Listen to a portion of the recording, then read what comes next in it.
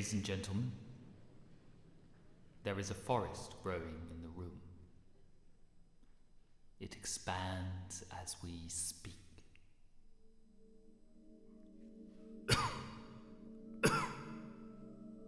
We ask you to pay special attention to sound, smell, and touch. Can you hear the winds rustling in the room? And what of those olfactory capacities? Smell the fungi. Feel the moist grass. Remove your shoes and let your toes wiggle between the dew.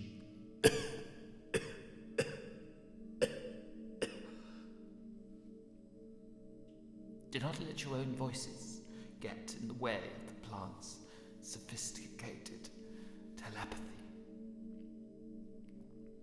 Certain mushrooms are not for picking. Go about your doings. I will come and find you. Don't speak too much. You spend too much time chatting in the hospice. It's one thing to arouse interest. It's entirely another to show it. For the anima mundi, the soul of the world.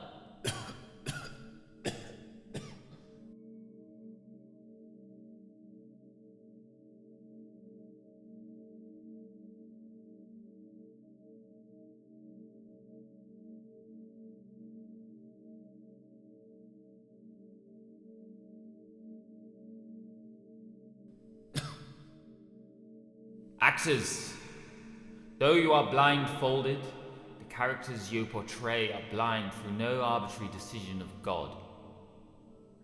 Your 4 remaining senses must learn to compensate. Let the monochromatics guide you. Red is the color of your blindfold. Think of the medium of photography in its reliance on a darkroom for producing light. We will provide blindfolds for members of the audience in white. In the words of patron saint Jan van Ruusbroek, whose writing we have been discussing in theology class, solvet coagula.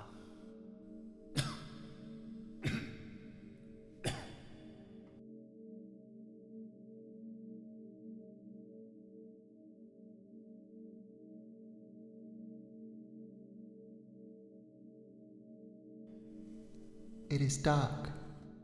These nights are humid, cold.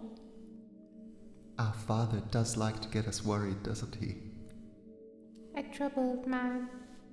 He's probably getting his old wagon fixed by the lady of the woods. Can you picture it? Which lady? I don't know. Some fairy. Did you notice that cough? It's definitely gotten worse. I hope he's all right. Just a mild case of bubonic plague. Are you serious? No, I'm being dramatic. Well, I'm rolling my eyes. Are you? Rolling my eyes. You roll your eyes. All right, I will. Fuckwit. Language! It's fine. There's no need for concern yet. What do you make of it, A?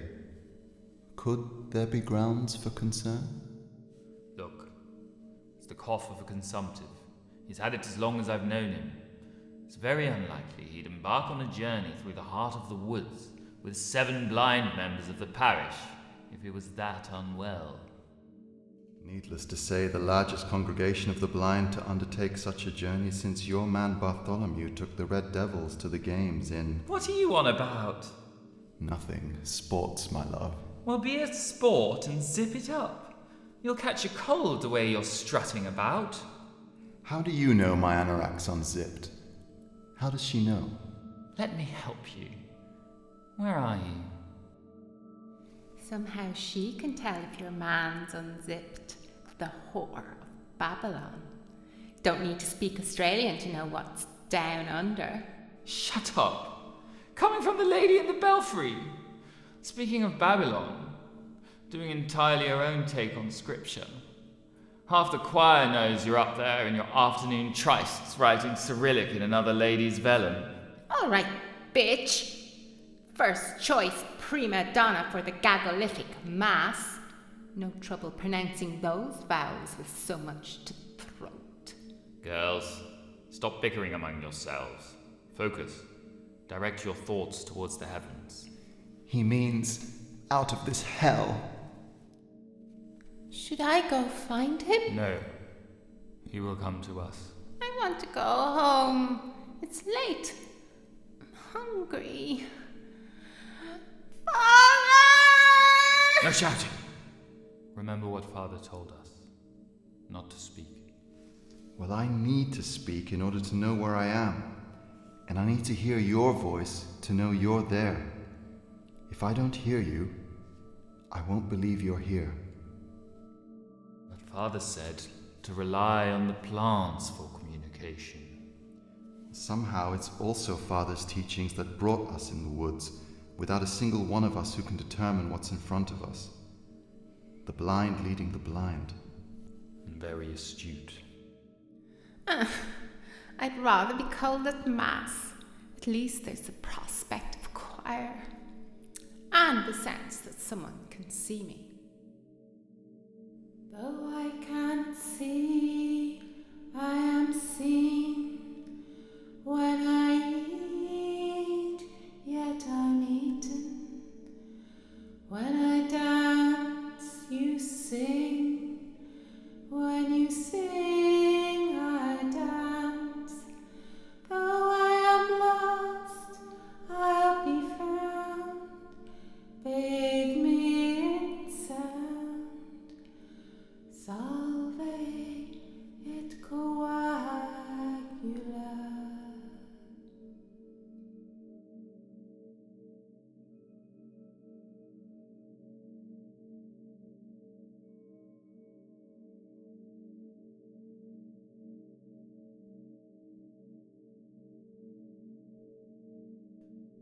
Correspondence is an almost symbolic motif.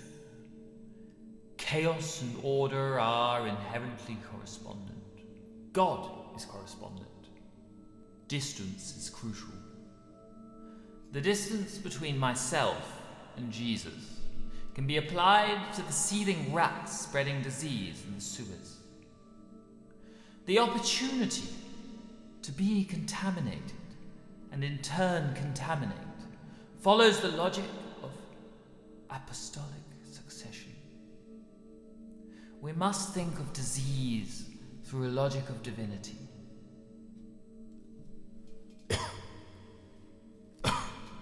Now, tenor, the Baudelaire, like I taught you.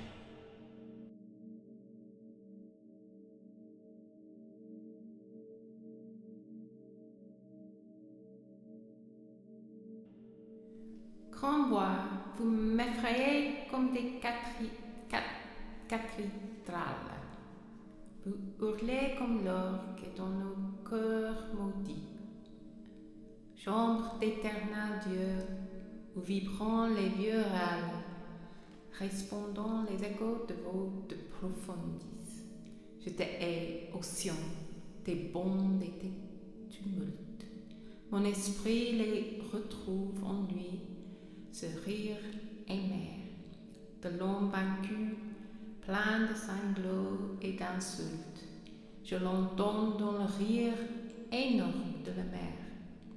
Comme tu me plairais aux nuits sans ces étoiles, dont la lumière parle un langage connu, car je cherche le vide et le noir et le nu. Mais les ténèbres sont elles-mêmes des toiles, où vivons jaillissant de mon œil par mière, des êtres disparus au regard familier.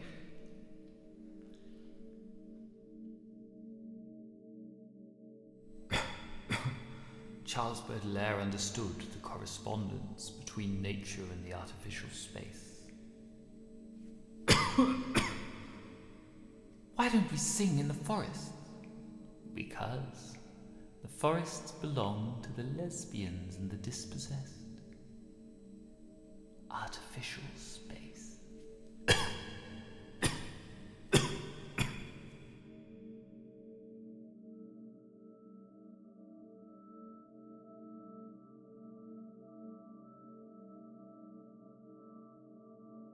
Look, it's been a long time and there's still no sign of him.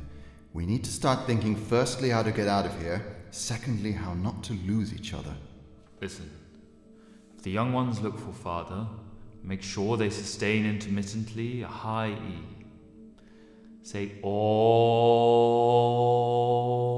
as in awesome. Try to keep it medium forte, and we can judge how far you are gone. Then, if you're too far away, the elders can raise their voices in a loud D. Why don't we just shout any note, any vowel? This is the forest. You're proposing we abandon methods altogether? Instinct. If a bear comes for you, you don't belt in descending perfect fifths, do you? Ha ha ha! He does, he would, nutter. Remember the rehearsals. This is standard procedure. See? We use technique because without it we will sow panic. We need to retain our senses. Besides, perhaps our singing will be favourable for father in case he is mad or despairing and this is why he has left. We don't want to frighten the animals either. The soothing tone of our sustained drones will stave off the wild boars, believe me. Wild boars? You mean the beasts father sometimes brings back for Sunday roasts? You know the choir boys do have a point. We must form a tightly knit unit. Singing in harmony can create cohesion and keep us in the present. This forest is timeless.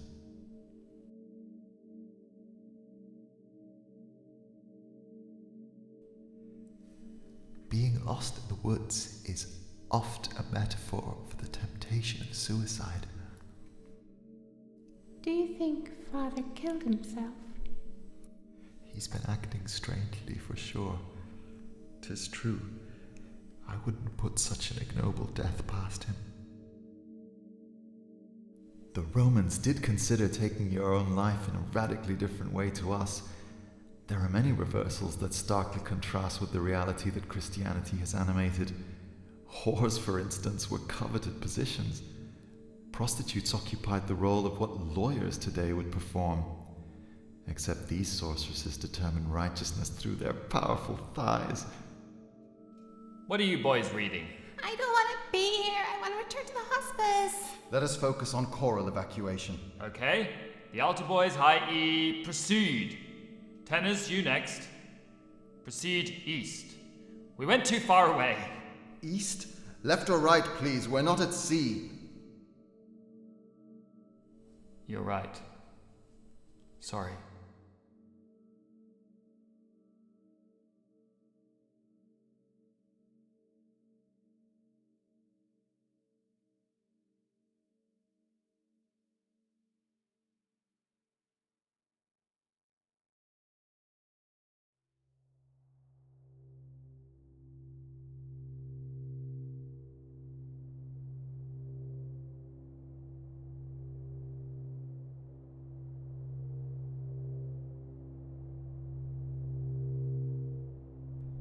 Scrawled on the toilet stall wall, I saw my name engraved, emblazoned with an epithet that flushed my face with rage.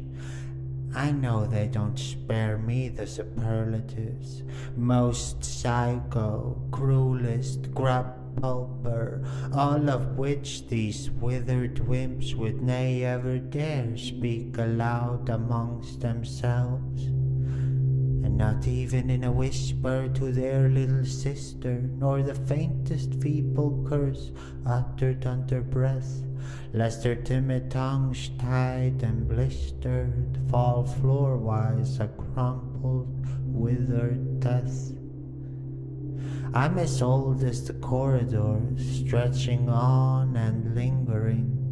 The years, they echo with an unordered rhythm that comes around again and again. Each year the books they lug on their backs remain tacit tools for my amusement. And not a word in those books can mean as much as it's slapped to the floor or heaved and swung to part their wind from their breast. And each year I repeat, I grow and ripen my inside to the ebbs and flows of dweebs and twerps. The administration has labeled me special, and this exaltation I know to be true and hold in my heart as the principal example of my uniqueness. For all is changed except me and the halls and corridors conferred to my charge.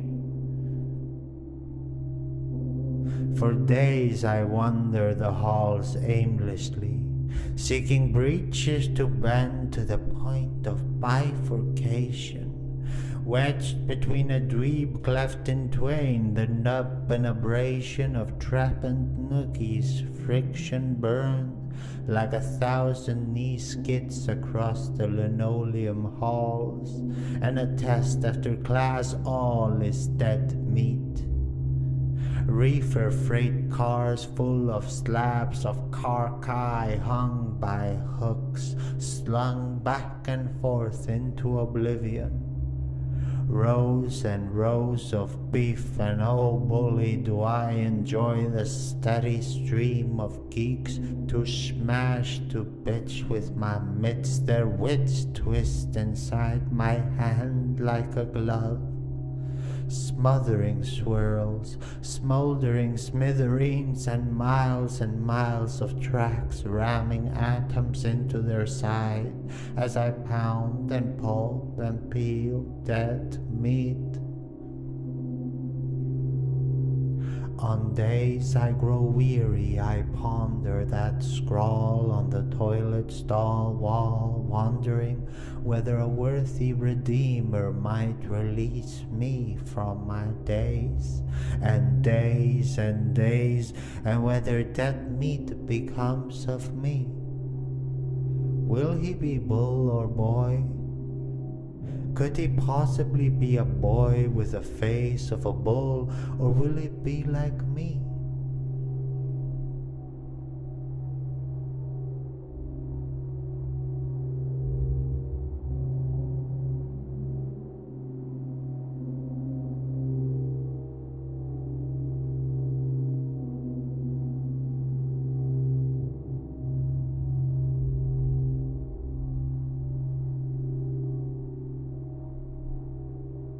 Oh, I am forever hitching up the sliding waistband of these deeply denied tights. But let us focus our attention on the pommel, the handles of the horse that is so belly horse, and yet will be a great development for the dramaturgy. The pommel horse, or the handle horse maybe, the rounded metal designed for grip, instead was culprit for accident that led to death. My eyes fall moist around its well-worn form. The head should be this end. This is the beginning. There was the verbal warning for glue sniffing in the art cupboard, but this time more precautions were taken and timing is far better considered.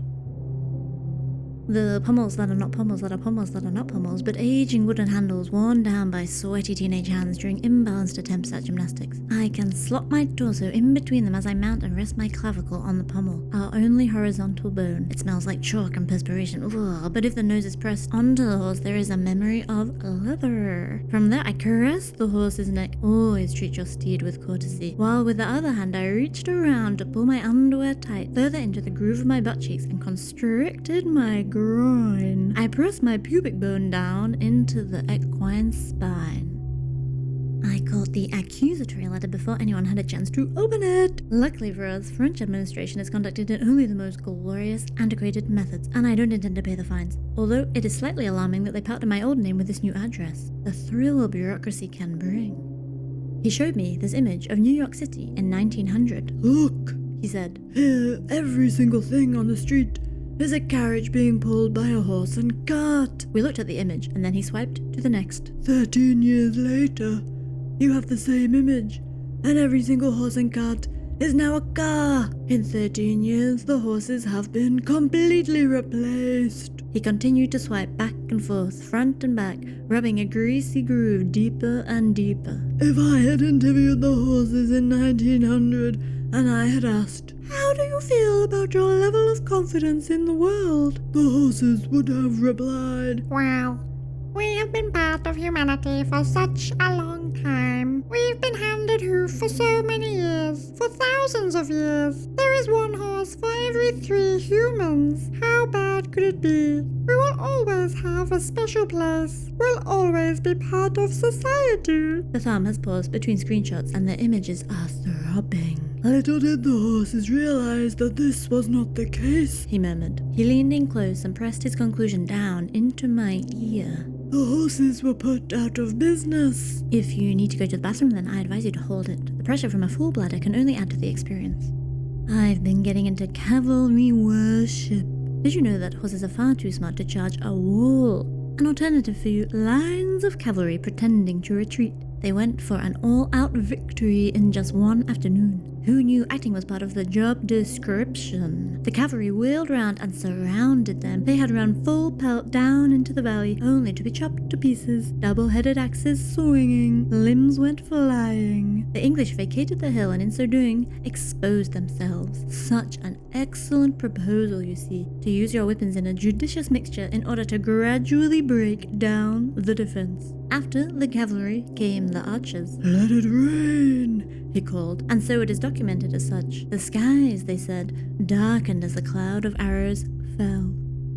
Once the horse had reared up and the pommel had smashed into his vulnerable chest, it took another 4 days for death to arrive. The timid, the confessor, the conqueror, the magnificent, the bastard. Did you know, in the last century, illegitimacy was quite the fashion? I heard that on his deathbed, he admitted to all his faults. That is, on one side of the story they have declared so. Supposedly, they say, he owned up to conquering England unfairly. Others propose that a conqueror would have had too high an opinion of himself to reassess. Myself, I like to play out the scenarios differently each time. After his last breath, panic spread throughout the house. The barons fled across the border. The servants ran away, taking the crockery. He was buried, head attached, unlike our other heartthrob. If I was alone now, I'd probably try to crack a rib, but I will spare you the intimacy. Lying is a heavy cognitive load. Lying is hard. The chemistry teacher came across me once with my 4-dish and open gas flame cooking up in the laboratory. Such excellent facilities to take advantage of. I can't say that I didn't activate some sort of suspicion, but I'd rolled down my skirt to below the knee and worn a particularly prim shirt for the occasion. I am self-medicating till the proper diagnosis comes through, I had confessed with a face full of fragility and pain. Could you pass me the bow and arrow I sequestered from the costume closet? When they test for liars, they are actually testing for arousal. You cannot differentiate anxiety caused by dishonesty and anxiety caused by something else.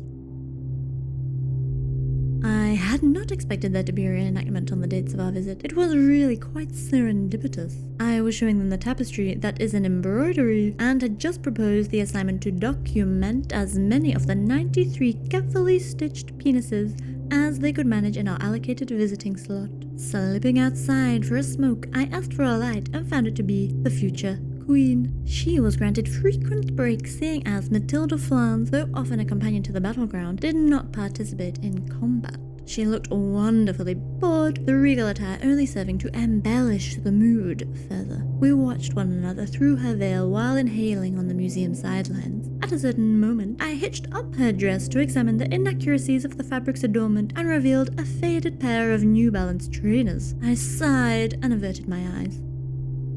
The embroidered arrow directly in the eye was added and then removed at undated periods. They left the memory of stitches as a line of holes in the linen's weave. Could this be a double bluff? Struck down in the eye by the rain, the bruise on my chest is spreading upwards to my neck. I decided to exaggerate this with the choker. A choker that is really more like a leash. With the longer element, I can loop it around the handle at my rear and pull it tight so my head is held fixed. My gaze travels upwards, awaiting the torrential downpour. It is really so convenient that you are here now. You can assist the arrow's fixture in my socket.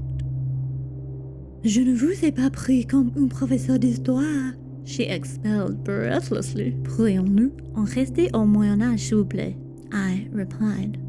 They write that his beloved could identify him without a head. They did not include the list of subtle marks of his body that she retained to memory. She was waxed, and though the smoothness can be found for a foraging tongue, I did wonder if this was another aesthetic choice quite far-reaching from her century. But again, that is something unrecorded.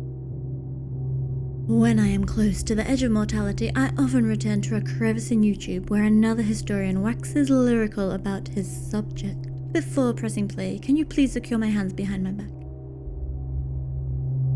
I think we should erect a splendid monument, he calls. This was a man who defended England against overwhelming odds. He went down heroically, surrounded by his men, all of them, fighting to the end. You will push the arrow slowly downwards into my eyeball.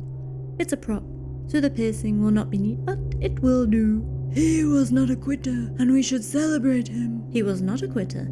He was decapitated. The blunt arrow has ruptured my eye, and now it rips into the optic nerve. And we should celebrate his Englishness and the achievement of 500 years of native English civilization, which stood for so much of medieval Europe, which had such a civilizing effect. If you wouldn't mind continuing to push the arrow all the way through, then that would just be perfect. Thank you. All of that he stood for. He pauses. He stands for Old English valor.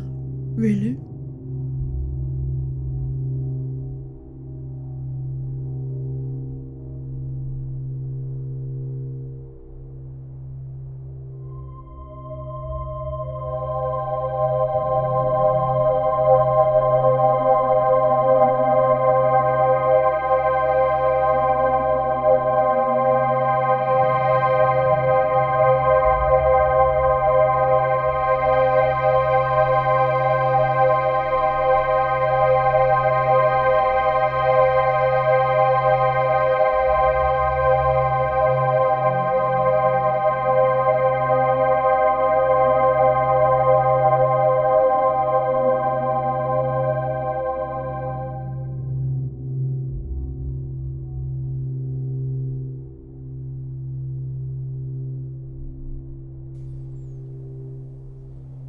Can you believe it, Ariadne? The Minotaur scarcely defended itself.